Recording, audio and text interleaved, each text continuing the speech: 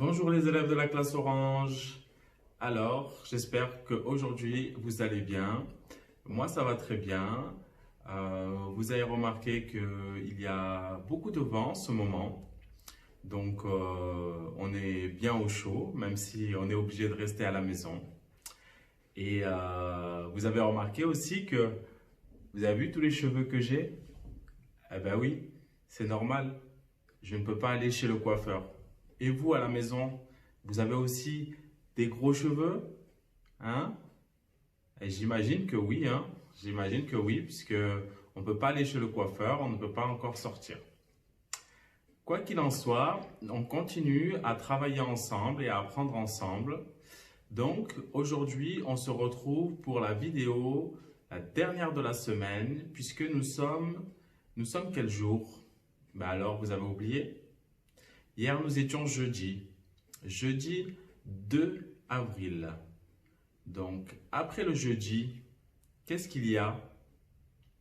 Il y a, bien sûr, le... Allez, je vous écoute. Après le jeudi. Le vendredi, exactement. Le vendredi.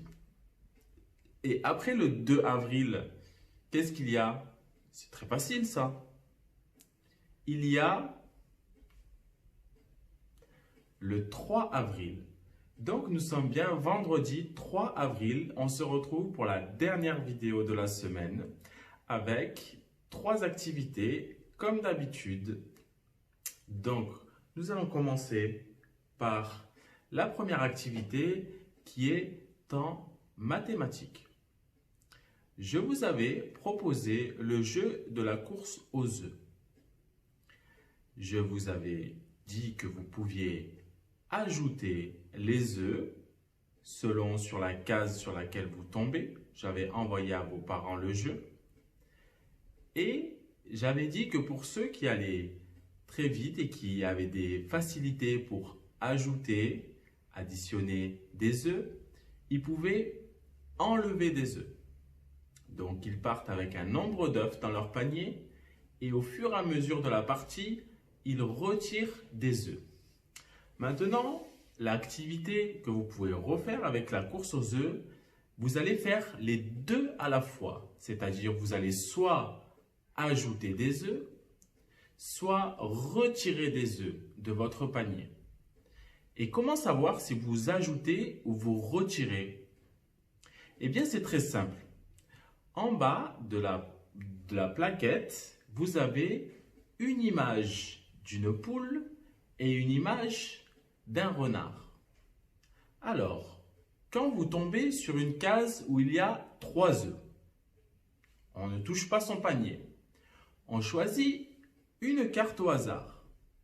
Soit une carte renard, soit une carte poule. Avec la carte poule, bien sûr, on prend les œufs, puisque la poule prend les œufs et les couvre. Elle les cache bien au chaud. Alors que le renard, lui, c'est un voleur. Le renard, quand il trouve des œufs, il les vole. Donc vous allez retirer les œufs de votre panier quand vous tombez sur la case renard. Donc, si je tombe sur la case 3 œufs et que je trouve une poule, j'ajoute 3 œufs dans mon panier. Et si je tombe sur la case 3 œufs et que je tire un renard, j'enlève 3 œufs de mon panier. Voici pour l'activité en mathématiques.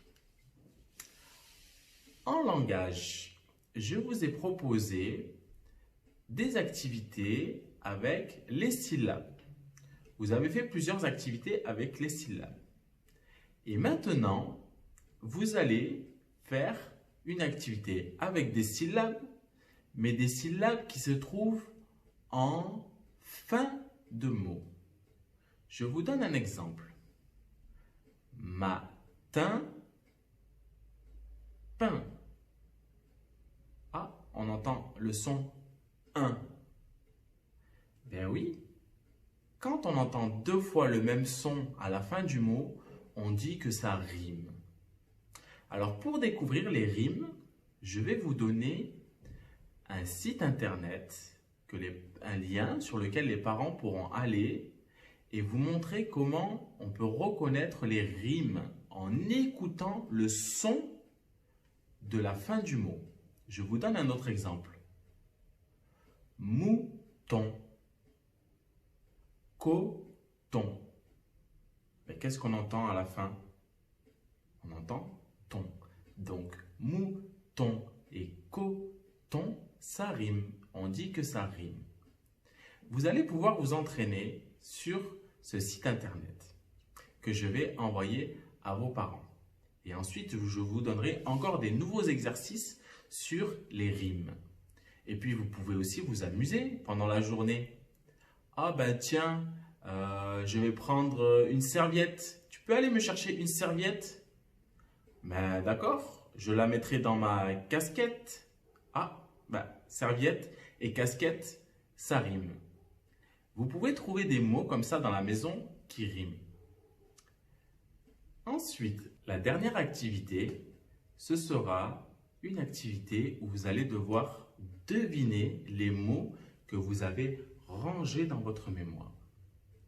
Les parents vous feront le geste, c'est-à-dire qu'ils vont mimer avec leurs mains ou leur corps.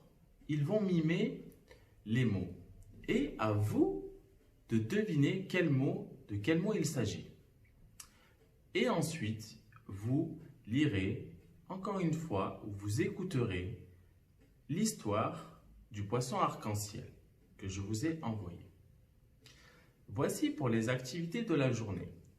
N'oubliez pas que chaque jour, il faut bouger son corps grâce à la vidéo que je vous ai envoyée ou une autre vidéo, mais c'est très important de bouger. Il ne faut pas rester trop allongé puisque sinon, on va avoir mal partout. Et bien sûr, on peut continuer à chanter les comptines comme je vous avais proposé. Et on continue de participer aux activités de la maison avec les parents et les frères et sœurs. Voici pour la journée du vendredi 3 avril. Je vous dis donc pas à demain, bien sûr, puisque demain nous serons samedi. Pas après-demain, puisque après-demain nous serons dimanche. Donc je vous dis à après-demain. On se retrouvera donc lundi de la semaine prochaine pour débuter la dernière semaine avant les vacances, une dernière semaine pour apprendre ensemble. À la prochaine!